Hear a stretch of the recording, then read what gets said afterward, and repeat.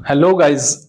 आज हम बात करने वाले हैं सिम एक्टिवेशन फ्रॉड को लेकर। सिम एक्टिवेशन फ्रॉड किस तरह से आप लोगों के साथ में किया जाता है, उसका क्या आपके लाइफ पर इफेक्ट पड़ सकता है, आपकी कॉन्फिडेंशियल इंफॉर्मेशन पर उसका इफेक्ट पड़ सकता है, आपके मोबाइल बैंकिंग, आपके यूपीआई पर उसका क्या इफेक्ट पड़ता है, इन सारी चीजों के बारे में आज हम लोग बात करने वाले हैं। देखिए, दो तरह के आपको सिम सेलर मिल जाएंगे। एक होता है ऑथोराइज्ड पर्सन और एक होता है अनऑथोराइज्ड पर्सन। ऑथोराइज्ड पर्सन आप जगह जगह देखेंगे कि कहीं पर जियो का ऑफिस बना हुआ है, कहीं पर वोडाफोन का ऑफिस बना हुआ है, कहीं पर एयरटेल का ऑफिस बना हुआ है। लेकिन कभी कभी आपको देखने के लिए मिलता है कि आप जब किसी रोड से गुजर रहे हैं, वहां पर एक कैनोपी लगाने के बाद में बाइक पर बैठा हुआ पर्सन सिम सेल कर रहा है और अपने माइक में कुछ से कुछ बोल रहा है। For example 1 GB data, 2 GB data, 3 GB data, इस तरह से वो चीजों को आपको लालच देकर अपनी तरफ अट्रैक्ट करता है। मेरा कहने का आपसे सिर्फ यही है कि सिम जब आप किसी भी ऑथोराइज्ड पर्सन से परचेज करते हो तो उस सिम के थ्रू होने वाला अगर कोई भी फ्रॉड होता है तो आप एक तरह से क्लेम कर सकते हैं।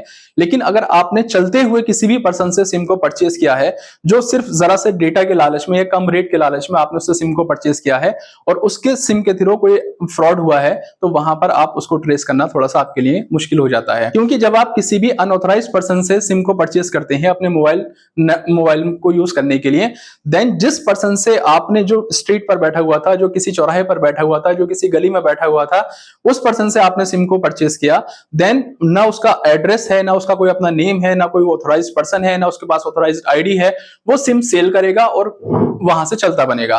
देन उस कंडीशन में क्या होता है कि आपको एक फ्रॉड होने की पॉसिबिलिटी आपके साथ बढ़ जाती है। वो किस तरह से फ्रॉड होने की पॉसिबिलिटी बढ़ जाती है, उस पर ही हम आज लोग बात करने वाले हैं। आपको बेसिकली पता भी नहीं होता है और आपके नाम पर डिफरेंट डिफरेंट सिम्स एक्टिवेट हो जाते हैं और ये कैनोपी लगाने वाले लोग और यही लोग जो स्ट्रीट पर, चौराहे पर आपको देखने के लिए मिलते हैं, ये आपके साथ फ्रॉड कर देते हैं और हमें पता भी नहीं चलता है कि कब हमारे साथ ये फ्रॉड हो गया।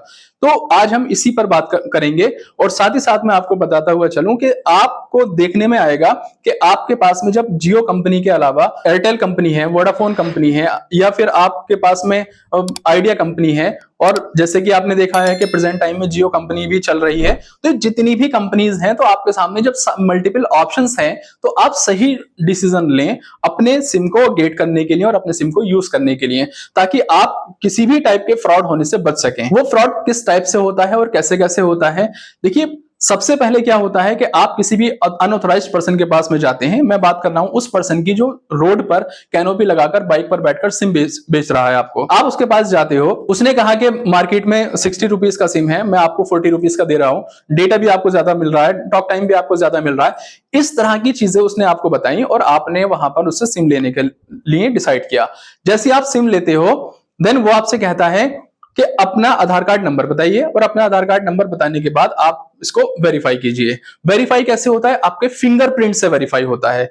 जब आप एक बार फिंगरप्रिंट्स लगा देते हैं तो देन वो क्या करता है कि उस कंडीशन में जब आपने फिंगरप्रिंट्स लगा दिया तो वो फिंगरप्रिंट से आपका सिम एक्टिवेट हो गया। लेकिन अगर उसको फ्रॉड करना है तो वो क्या कहेगा, नहीं, ये अभी ना इसमें आपके आधार का वो वेरिफिकेशन नहीं हो पाया, आपके फिंगरप्रिंट सही से नहीं आए, अब दूसरा फिंगरप्रिंट्स लगाइए। अब जैसे आप दूसरा फिंगरप्रिंट्स लगाते हैं तो 2 नंबर्स आपके नाम पर रजिस्टर्ड हो जाते हैं। इसी तरह से वो अगेन एंड अगेन आपके नाम पर 4 से 5 नंबर को एक्टिवेट कर लेता है और सारे एक्टिवेशन किए हुए सिम वो अलग रख लेता है और उसमें से एक सिम आपको निकाल कर दे दिया जाता है। 4-5 टाइम्स आपने अपने फिंगरप्रिंट्स लगाए उस एक सिम को रजिस्टर कराने के लिए।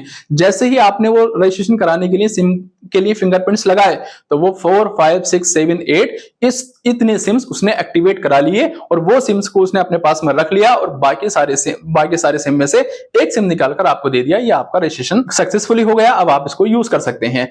देन उस कंडीशन में बेसिकली क्या होता है कि अब वो उस पर्सन जिसने आपके नाम पर सिम को रजिस्टर्ड कराया है, वो किसी भी अनऑथराइज्ड पर्सन को, किसी भी सेकंड टाइप के पर्सन को आपका वो सिम बिना डॉक्यूमेंट्स के अच्छे रेट में सेल कर देता है। ये एक प्रोसेस चलता है। आपसे एक सिम खरीदने के बदले में उसने 4 से 5 सिम आपके आंखों के सामने ही रजिस्टर्ड करा लिए, क्योंकि 4, 5, 6 टाइम आपने फिंगरप्रिंट्स लगाया और वो जितने भी सिम उसने रजिस्टर्ड कराए, अब वो उस नेक्स्ट पर्सन को बिना डॉक्यूमेंट्स के, बिना वेरिफिकेशन के प्रोवाइड कर देगा।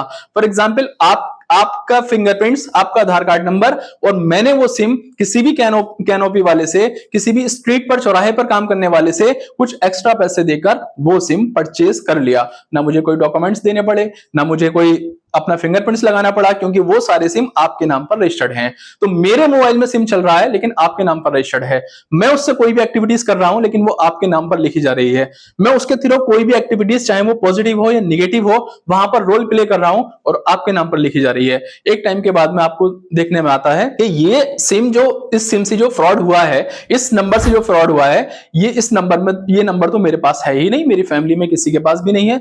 लेकिन बेसिकली क्या होता है, क्योंकि आधार कार्ड नंबर, आपका वेरिफिकेशन, आपके फिंगरप्रिंट्स आपके थे, उस टाइम में डायरेक्टली ट्रेस किया जाता है आपको। तो इस टाइप के फ्रॉड होने से आप लोग बचें, क्योंकि मैंने जैसे कि आपको स्टार्टिंग में बताया कि एक ही सिम को परचेस करने के साथ साथ में डिफरेंट डिफरेंट टाइप्स के सिम जो होते हैं वो आपके नाम पर रजिस्टर्ड करा दिए जाते हैं और हमें पता भी नहीं चलता है। और क्या होता है कि हमारे नाम पर बहुत सारे सिम रजिस्टर्ड हो जाते हैं।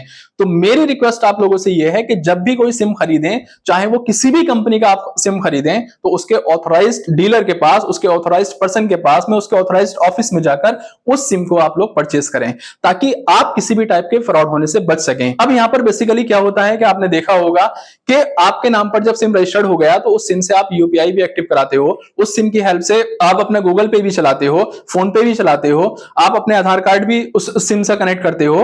तो इस तरह से एक ही आधार कार्ड से जब अलग अलग टाइप्स के सिम एक्टिवेट हो जाते हैं तो बैंकिंग सेक्टर में भी वहां भी आपको एक बड़ा लॉस हो सकता है। हो सकता है 1 सेकंड के अंदर आपका पूरा अकाउंट खाली हो जाए, हो सकता है कि आपके नाम से कोई इलीगल एक्टिविटीज कर दी जाए, और क्या होगा, उसकी पनिशमेंट आप होगी, ट्रेसिंग में आप आएंगे। तो इन सारी चीजों से बचना जरूरी है। जरा से डेटा के लालच में आपको ये सब काम नहीं करने हैं, अगर करते हैं तो इसको रोक दीजिएगा।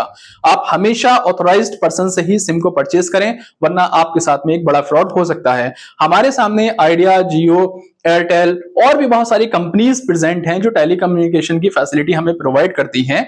तो आप उनके ऑफिस पर जाइए और वहां से अपने डॉक्यूमेंट सबमिट कीजिए और सबमिट करने के बाद अपने नाम पर सिम को रजिस्टर्ड कराइए। देखिए, इसके बारे में जब हमारे पास में मल्टीपल ऑप्शंस हैं, हमारे पास में मल्टीपल कंपनीज हैं सिम को परचेस करने के लिए, सिम को यूज करने के लिए, तो बेसिकली हम ऐसा क्यों करें कि हम एक ही जगह पर और बस कैनोपी वाले से या सड़क पर चलते किसी भी पर्सन से हम सिम को परचेस कर लें? ऐसा नहीं होना चाहिए।